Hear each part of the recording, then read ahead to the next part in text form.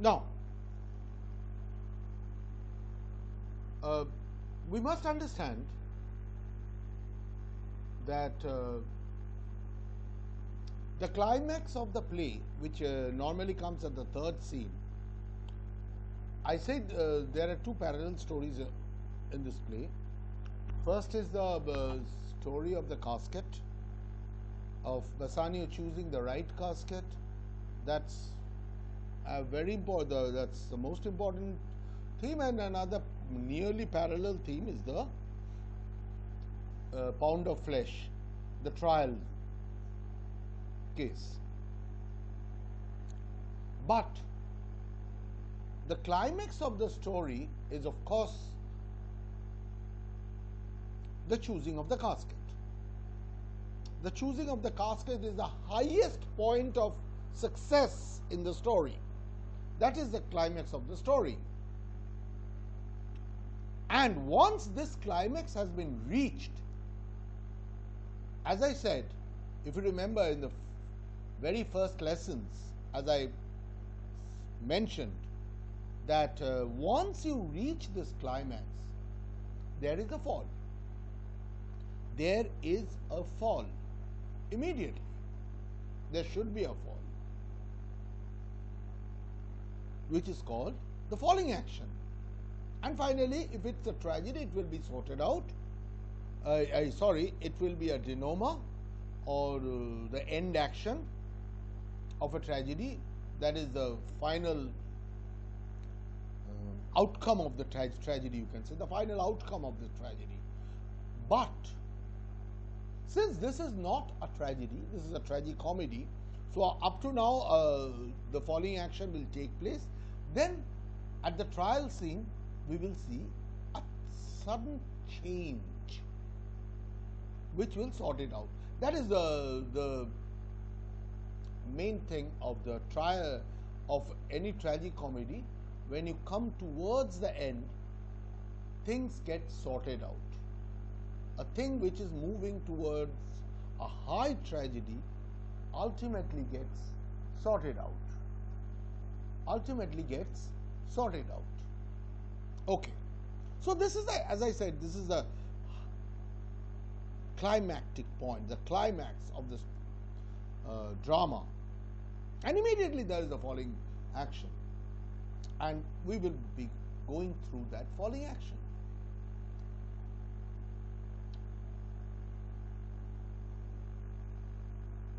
So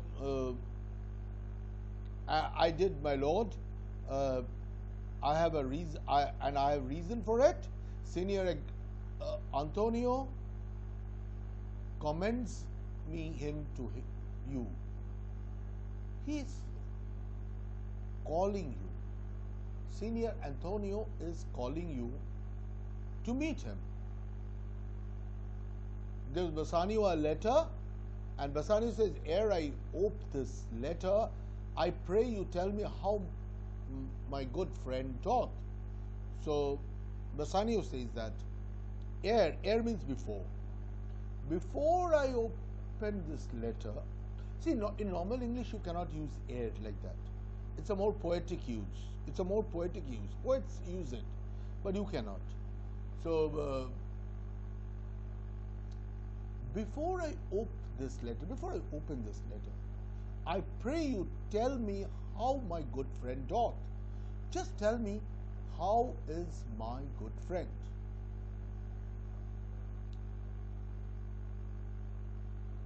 Salerio says, not sick, my lord. He is not sick. Physically, if you are asking about his well-being, I wouldn't say he is sick, unless it be in mind. Well, I don't know, because he doesn't look very healthy. So it can be a psychological sickness. Actually, maybe that Salerio is not really wanting to know, tell about it. He knows the situation. He has come from Venice. He knows the truth. He has come from Venice, but he's wanting Bassanio. There can be two reasons. That first of all, it's very difficult for him to bring out very, very difficult for him to come out with what has happened to Antonio. What has befallen Antonio's life, in Antonio's life. First of all, and secondly, that he wants Bassanio to know the truth as Antonio has described in the letter. That would also relieve him from telling the truth. So he's not sick, and let it be in mind. He's giving a hint that mentally he may not be healthy, may not be well. Not well unless in mind. His letter there will show you his state. His letter will tell you. So Bassanio opens the letter. Bassanio, you know, is a person who cannot think very deeply. He's a very light-hearted Venetian. In that sense, he's, as we have seen, he cannot wait. He doesn't have that type of a thing. He just immediately, spontaneously, what happens is, so he opens the letter and reads, and of course he hasn't imagined that what great tragedy is awaiting for him also. So Graciano says, Nerissa, cheer yon stranger, bid her welcome. So these strangers, you cheer them means actually entertain them with food and all these things, welcome them, and your hand, Salario, what's the news from Venice? What is the news from Venice? How doth the royal merchant good Antonio? So how is Antonio, the royal merchant? I know he will be glad for our success. We are the Jasons. We have won the fleece. So he's telling that I know he would be very glad, because we, from the depth of our heart, from his heart, from the depth of his heart, he wanted us to succeed. He wanted us to fully succeed. He longed that we succeeded. So he would be happy in that sense.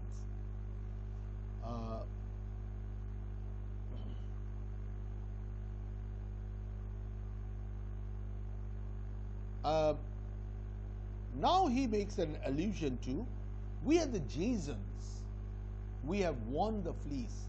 Now this refers to the Greek mythology about the golden fleece. Chrysomalos was actually a winged ram, means a ram with wings, So Chrysomalos, and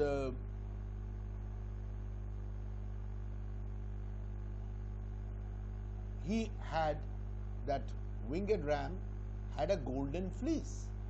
Now this golden fleece actually indicates power and all these things.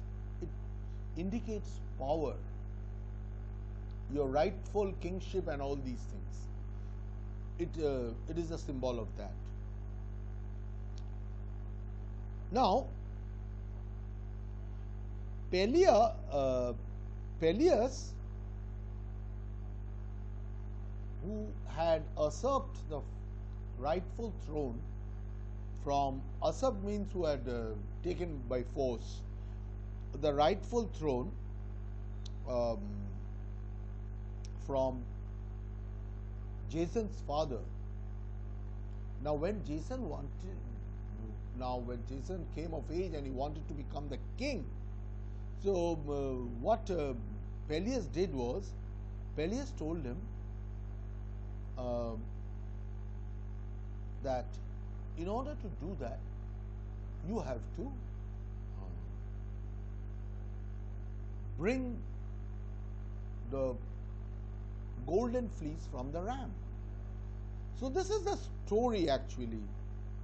This is the story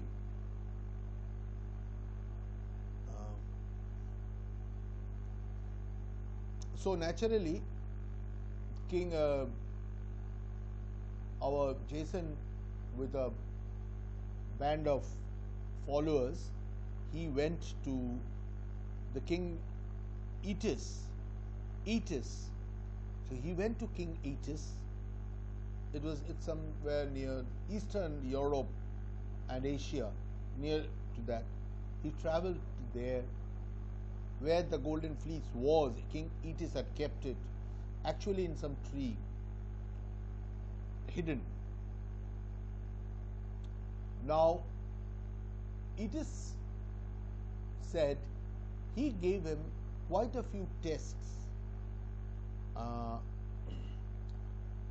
He gave him quite a few tests that he would have to perform, like sowing the tooth of the dragon and then fighting with the stone soldiers and all these things. Quite a few tests, very difficult tests to Jason, in order to get the fleece.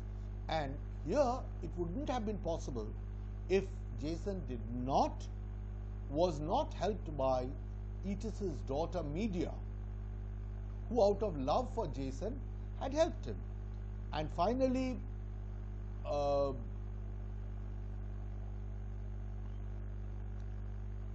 Jason overcame those difficulties, and he finally got the fleece and his rightful throne, because it signified power and his being the rightful owner of the throne. Something like your King Arthur's Excalibur.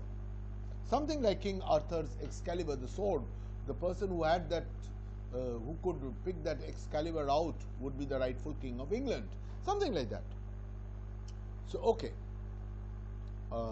Now, so he's telling that he would be happy that we are like Jason, and we have got the golden fleece. We have got the golden fleece. That is, we have got, Bassanio has got the wife that he wanted, and I have got the wife I wanted. So he'll be a very happy man. I would you had worn the fleece he hath lost. See, Salorio knows the whole thing. He did not want to divulge the truth. Possibly he felt bad. Possibly he felt bad. He did not want to divulge the truth. He said, well, he had also lost a golden fleece. If you could have won it for him, he would have been the most happy man. He would have been the most happy man. Now the scene shifts. I wouldn't say shifts means no, there is no change in the scene. This side of the stage, maybe Salerio is talking to Graciano. This side is Portia and Bassanio is reading the letter quietly, and Portia is standing by him.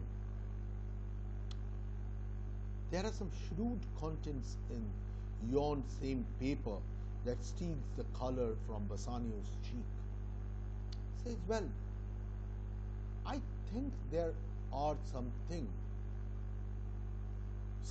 very sad or very something that aggravated him, something that affected him psychologically, something there. The contents of the letter is not just a plain information. It contains such themes or topics that has aroused some sort of a psychological torment in the mind of Bassanio, that his cheek has turned pale, his face has become pale, loss of blood. Some dear friend dead. So she doesn't know about Antonio. Bassanio had never said about Antonio. So it could be the story of some dear friend dead. Else nothing in the world could turn so much the constitution of any constant man. Otherwise, nobody's face would turn like that. Constitution means his appearance. Nobody's appearance would turn like that. It must be the death of some friend or something. of any cause, because he is very constant, he is a very strong and I should say resolute type of a person. So he is not that type just to change minds, something like that. He is not that type.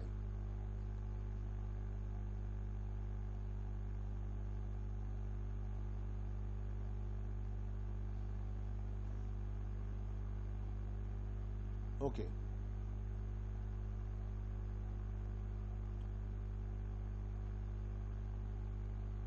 What was and worse? What was and worse? Now she's worried. What is this?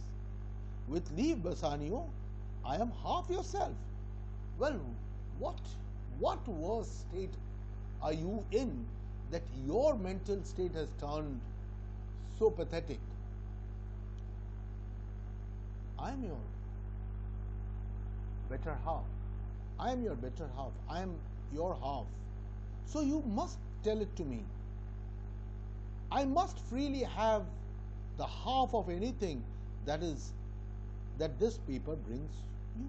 So I must have I have right towards half the news that this paper brings. Oh, sweet Portia, here are a few of the unpleasant words that ever blotted paper. So, Portia, there are a few very sad and unpleasant words that had ever been written on paper. Gentle lady, when I did first impart my love to you, I freely told you all the wealth I had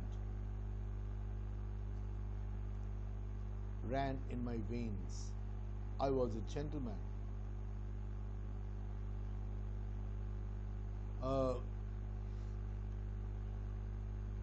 When I had been in love with you, before this casket and all these things, I told you that, I freely told you that all my wealth and all these things, it ran in my veins, means it belongs to me. I was a gentleman, and then I told you truth. At that time I told you the truth. At that time I told you the truth. Because Antonio loves him so much that he feels that Antonio's wealth is Bassanio's own wealth. And yet, dear lady, rating myself at nothing, you shall see how much I was a braggart when I told you my state was nothing.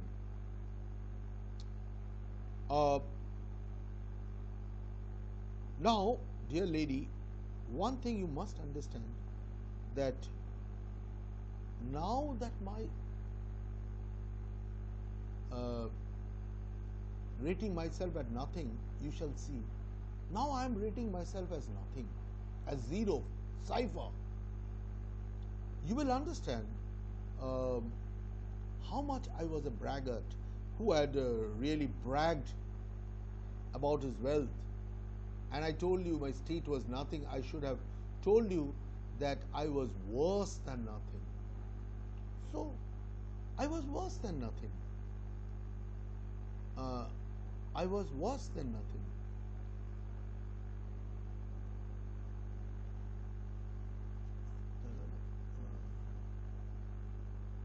For indeed, I have engaged myself to a dear friend, engaged my friends to his mere enemy to feed my means. Because actually,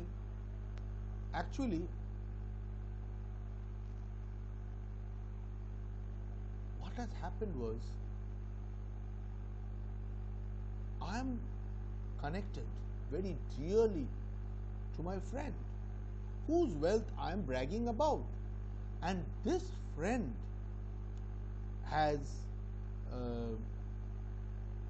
made an agreement, engaged himself means made an agreement with an enemy to feed my means, to feed my necessity of coming and offering, or rather asking for your hand in marriage. Here is a letter, lady, the paper as the body of my friend, and every word in it a gaping wound issuing lifeblood. And this paper, and this paper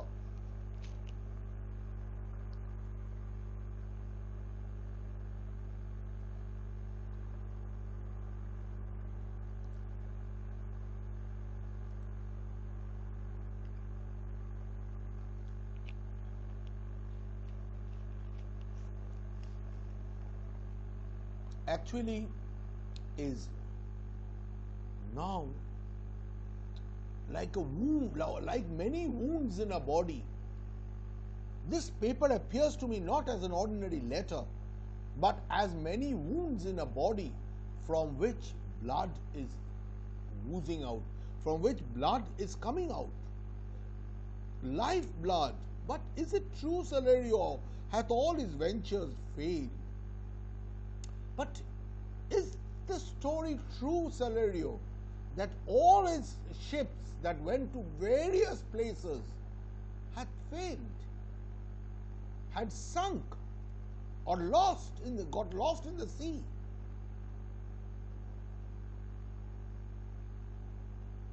What? Not one hit, not one that could come back from Tripolis, from Mexico and England, from Lisbon, Barbary and India. So many places, and all these places, India was a very rich country at that time. So from all these places, ships with rich cargo are supposed to come. And not one of it came. Even if one of it had come, it would have been enough to save my friend's life.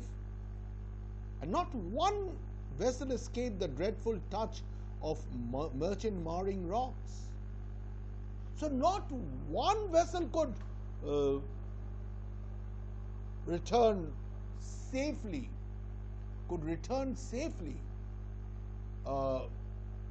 without getting crashed by a rock on in this deep ocean. So means all the things, merchant marring rocks means which mars or spoils the merchant's merchandise or future. So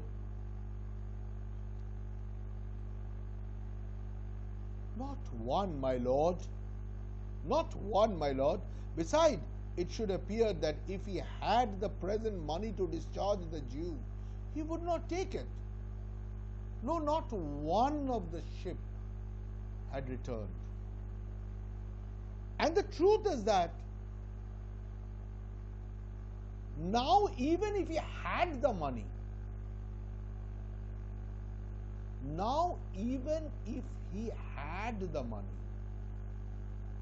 at the present moment,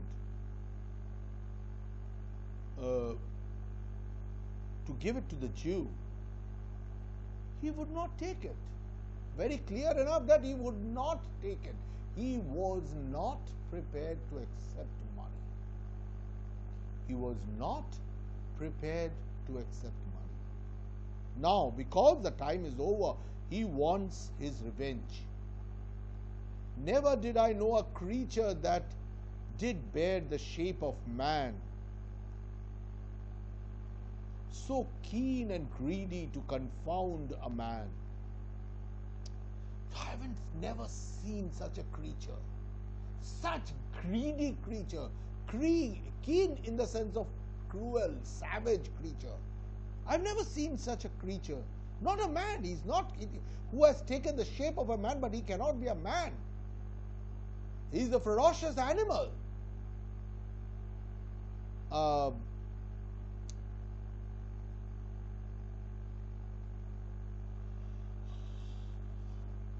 confound a man. He plies the Duke at morning and at night, and doth impeach the freedom of the state, if they deny him justice. Now what he is doing is, in the morning and the evening, is approaching the Duke. He is requesting the Duke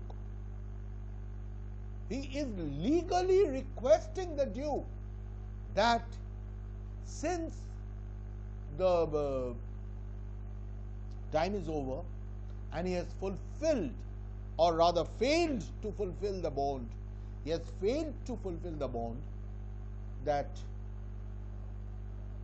the Duke must execute.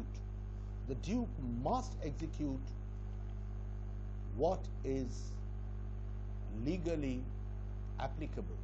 What is legally applicable? That is, take away a pound of flesh from his body.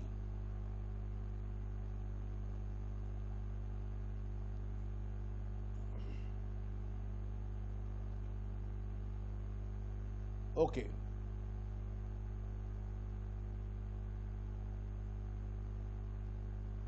Never did I utter. Okay. And doth impeach the freedom of the state. Now, he is challenging that if the Duke failed, the Duke is reluctant at such a terrible, unbearable proposal. So if he failed to carry out the agreement, if he foils the agreement, then that is challenging the freedom of the state. You are not rendering justice to every citizen. That is the challenge he is posing before the Duke, and now that confuses the Duke. As a ruler, he has to abide by the law. And Antonio had agreed to this.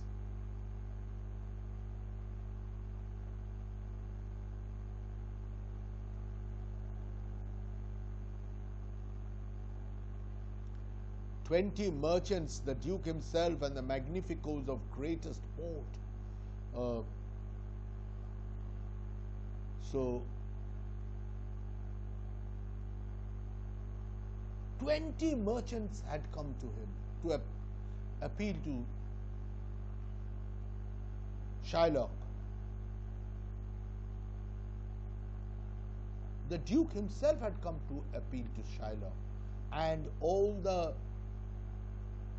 great men, magnificos, the chief men of Venice, who hold the greatest port, means the greatest dignity, had come forward to appeal to him, to persuade him, have all persuaded it with him, but none can drive him from the envious plea of forfeiture of justice and his bond. All are trying to persuade him, forget about the bond, take a lot of money instead, and all these things. But none can prevent him. But none can prevent him from what he is doing, from the envious plea, from what should I say, the malicious intent that Shylock intends to carry on.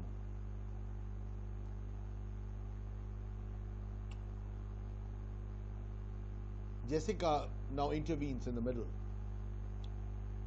"When I was with him, I've heard him swear to Tubal and to Chus is another Jew, to Chus, his countrymen, that he would rather have Antonio's flesh than 20 times the value of the sum that he did owe him. That he would prefer to have Antonio's flesh than 20 times, that is 60 times, or rather 60,000 ducats.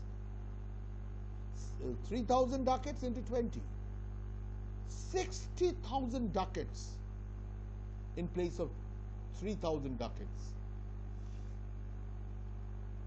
That he did owe him, and I know, my lord, if law, authority, and power deny not, it will go hard with poor Antonio. Well, he says that I know that if the law cannot prevent, if the law cannot prevent this bond from being executed, if the law cannot prevent this bond from being executed, then it would be a hard time for Antonio. It will be a very, very painful time for Antonio.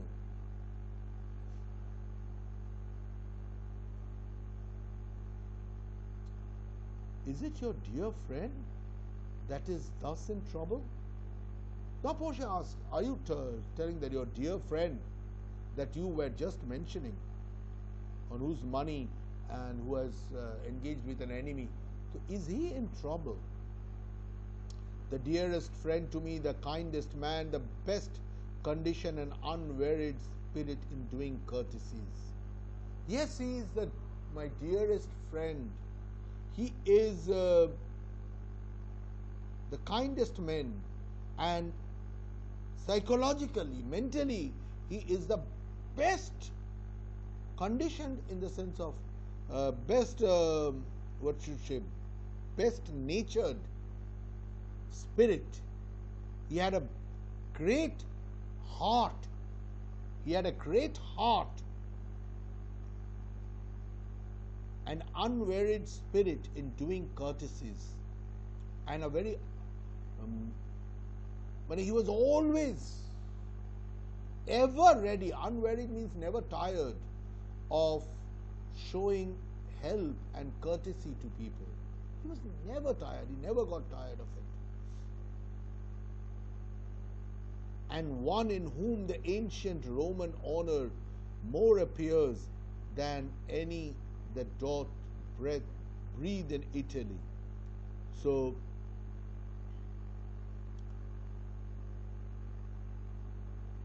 ancient Roman means Romans were known for their greatness, for their majestic selves. So in him there is that majestic self.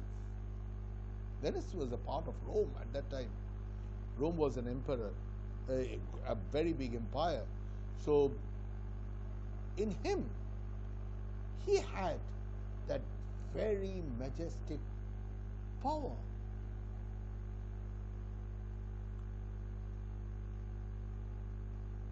That any draws in breath in Italy, so that anybody can talk of in Italy. What sum he owes the due? Portia says, what is the amount that such a confusion is being created? She doesn't know the whole story. For me, 3,000 ducats. And Portia was astonished. Well, and what? No more. No more than 3,000 ducats only. Pay him 6,000 and deface the bond. Pay him double, finish off the bond, tear off the bond. Double 6,000 and then treble that. First double 6,000, that is 12,000, and then treble it, that is 36,000.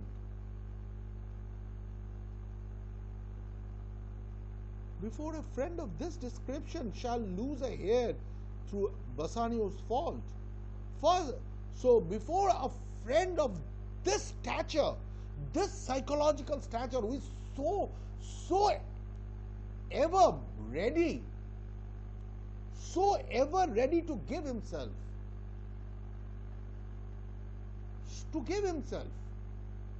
for his friend, to sacrifice even his own self, before such a friend should lose even a hair from his head, because it is Bassanio's fault, Bassanio should come to his aid and give him, say, if needed, 36,000 ducats.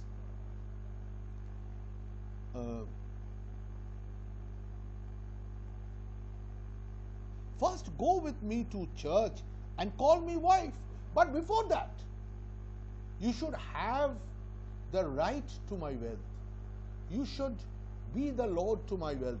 And in order to be the lord to my wealth, you have to first go and solemnize the marriage. You have to first go and solemnize the marriage. The marriage must take place before it's then only that you can take hold of my wealth and help your friend. And then away to Venice to your friend. Sir, never shall you lie by Portia's side with an unquiet soul. So then you go to Venice to help your friend with all the money. With all the money. Because I would not like you to enjoy your marriage, to lie beside Portia's in the bed.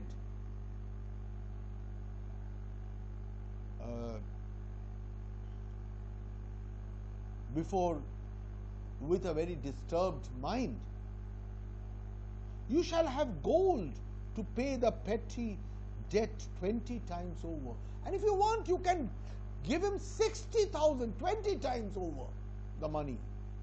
You will have enough gold to give him 20 times over. When it is paid, bring your true friend along. And once it's paid and the bond is closed forever, you bring your friend here. My maid Nerissa and myself, meantime, will live as maids and widows. So even married, we would remain as unmarried or widows. We will not have the enjoyment of a happy conjugal life. We will not have the enjoyment of a happy married life till you come back with your friend. Come away, for you shall hence upon your wedding day bid your friends welcome, show a merry cheer. So, on your wedding day, you will just solemnize the marriage and go away. And we will have a great wedding celebration. On your wedding day, you will invite all your friends, and there will be all cheer and happiness. Since you are dear bought, I love you, dear. Since I have got with you with all the tension and stress of the casket, it was a matter of great uncertainty and struggle, and with that I have got you. So, I love you so much dearly, so much closely, but let me hear the letter of your friend. And now Bassanio reads, sweet Bassanio, my ships have all miscarried. My ships have all sunk or lost. My creditors grow cruel. My estate is very low. My bond to the Jew is forfeit. And I don't have enough. I've invested all my money in business. So I don't have enough money. And so my bond that I had made to the Jew has been forfeited. And since in paying it is impossible I should all live, debts are closed between you and I, if I might see you at my death. So, since everything is closed in my life, so it is impossible to pay. So my life is also shut. I would say all my debts are cleared between you and I. It's all cleared. How it can be cleared? You are indebted to me that I had helped you. It can be all your indebtedness can be cleared if you just come once before I die. We pleasure, if your love do not persuade you to come, let not my letter. But so he's so good enough in this sense. He's so understanding. He's telling, well, if your beloved is not willing is not is persuading you to stay back, because immediately after marriage every wife wishes his husband to stay. So if your love persuades you to stay,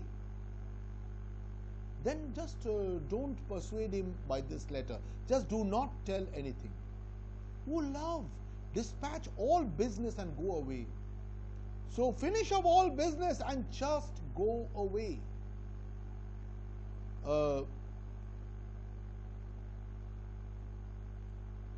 Since I have your good leave to go away, I will make haste. So Basani says that since you are bidding me goodbye from all your heart, I would hastily go away. But till I come again, no bed shall e'er be guilty of my stay. So you stay resolute in your thing, nor rest be interposer twixt us and twain. And I know that none of us will be able to take rest in peace till I return. We will remain true to each other till we come back. That is what he's wanting to say. And they leave for marriage. After that, he would be going towards the thing. So after this point, we have the third scene, and well, that's a very short scene we will be doing. Acha, can you tell me for your the summer course how much you have in your for your August course, how much you have for Shakespeare? How much of Shakespeare you have?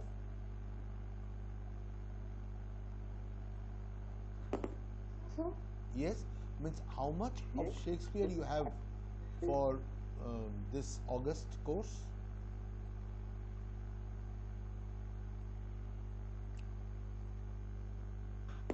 I'm not able to hear you. I'm telling you, up to now you understood what I taught you? Yes. Yes? What are you asking? No, I am telling you, I said first of all, did you understand what I taught you up to now? Yes, sir. Now, how much of Shakespeare do you have for your coming test? Up to what? Yes, sir. Huh? So, return.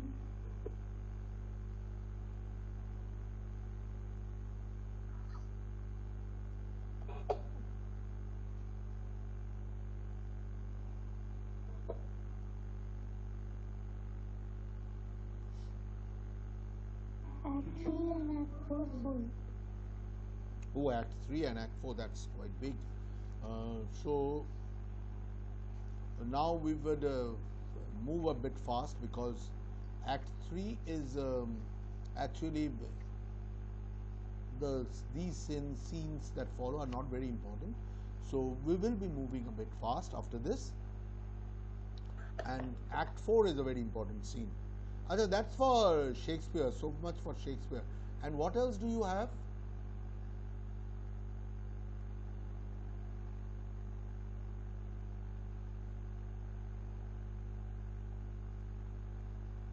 What else do you have? Huh? What else? What else do you have?